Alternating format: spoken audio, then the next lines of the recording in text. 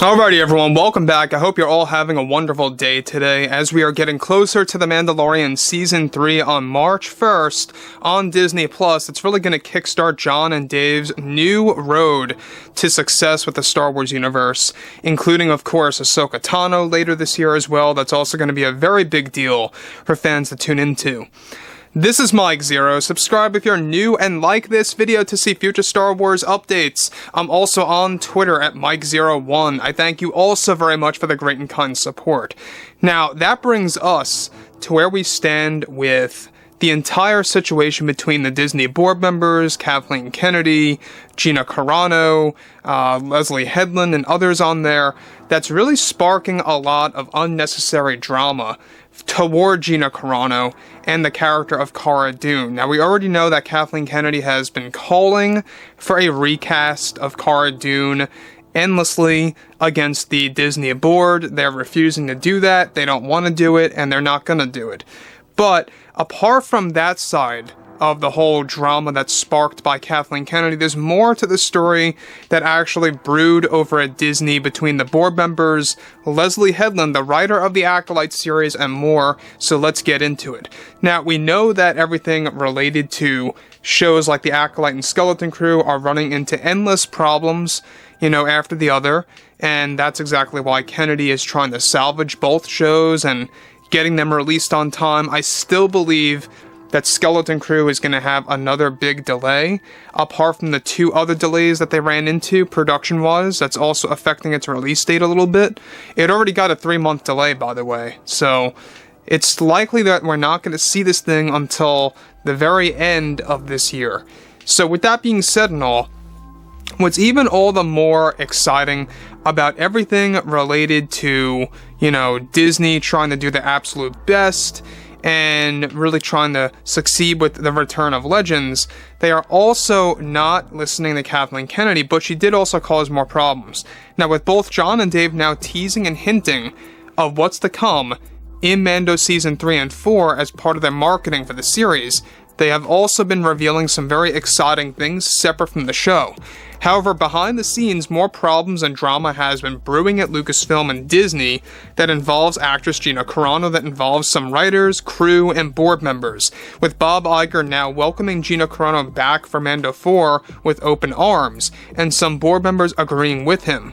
Some of the board members, by the way, roughly 30% of them, do not want Gina to return and are in a standstill between the other board members that support Carano. Now, additionally, however, creators like Leslie Headland of the Acolyte series has been trying to convince Disney to not bring back Gina Carano, and is said to have been the one that sparked this drama between board members and some creatives over at Lucasfilm. So let me just stop right here for a second. Leslie Headland, by the way, is somebody that has deep problems with Gina Carano for no, reason at all. We know that there's a lot of people like that over at Lucasfilm that do not like Gina Carano for no reason at all. They can never give a valid reason. It's just because they have some kind of personal problem with her. Now, of course, it could have something to do with those Twitter posts, and a lot of people have different opinions on that, sure. But looking at the bigger picture, there's something more to it than just that. There's something beyond all of that. And Kathleen Kennedy was also a part of this recent drama that sparked between Gina, the board, and Leslie. So there's more to this, and we're going to be diving into that in just a second. But one thing is for certain is this. We know that everything related to the Star Wars universe right now, alright, is scrambled. You have the Acolyte and Skeleton Crew, which are Kathleen Kennedy's mini-universe, whatever you want to call it. And that's basically the only two projects that she's in control of. Then you got the rest of the stuff by Jon and Dave that's being worked on. And then you have another, side thing by Tony Gilroy of the Andor series, right? By the way, that's stopping at Season 2. They're not doing a Season 3, just to let you guys know. But, Jon and Dave are on a roll, and I think they're really going to succeed at all of this. But anyways, the next big thing about this that I think is crucial to everything is the fact that Disney board members, the ones that agree with Carano and support her, outweigh the ones that are against her, which is good news. That's actually a good thing. If you guys want her back, if you guys are rooting for Gina, the fact that the majority of the Disney board is in favor of her is actually good. So the next thing here is this. Now, even though Leslie would never work with Gina since she is only working on the Acolyte, Leslie is doing, of course, and is described to have a very bad grudge against Gina that most likely stems from Kathleen Kennedy. Kennedy, by the way, is actually the one that started the most recent drama between board members in an attempt to change their mind of rehiring Gina Carano from Mando Season 4. This could be a way Kathy is trying to get back at Disney after they let her go from Mando 4 as a producer, and for that season, and they are aiming to make Jon Favreau the producer of the season for all episodes. Now, Carano is still on the roll for returning from Mando 4, but board members Leslie and Kathleen are beginning to spark drama once again. Now, here's the deal about all of this, sorry, this is the biggest problem of all, is that this is only causing a rift, a big split or divide between creatives and board members over at Disney and just the overall process of getting things done. And it really brings one to question exactly, what are the legitimate reasons why Leslie Headland, does not like Gina Carano? It has, something to do with something, and that's something that we have not figured out just yet, but there is some kind of grudge between the two. Now, if you guys know Leslie Headland, she talked about her role with the Acolyte and saying that, yeah, I'm not really a Star Wars fan, I've never watched the prequels, I've never invested my time in that, but this is a great opportunity, and I'm taking advantage of it. That's basically what she said.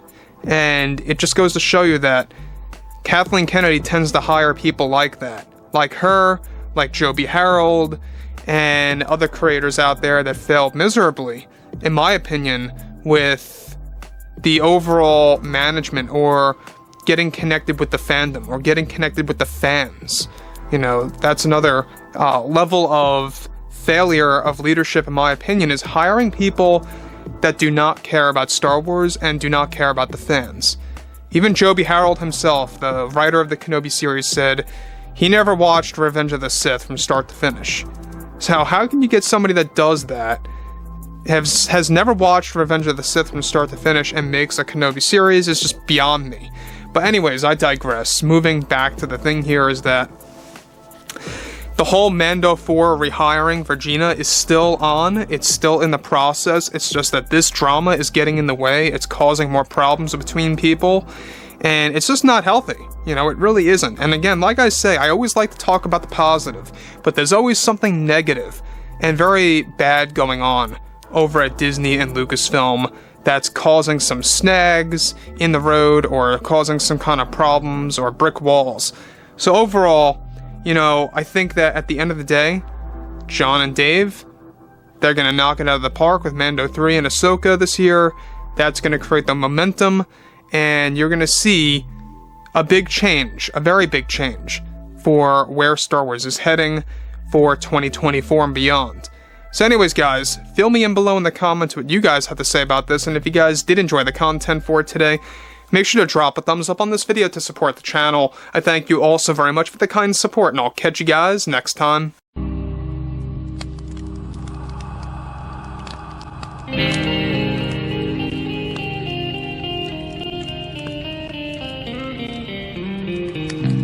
Gun in hand, we are alone again. No hiding on one. From night to moon, we hear them moans again.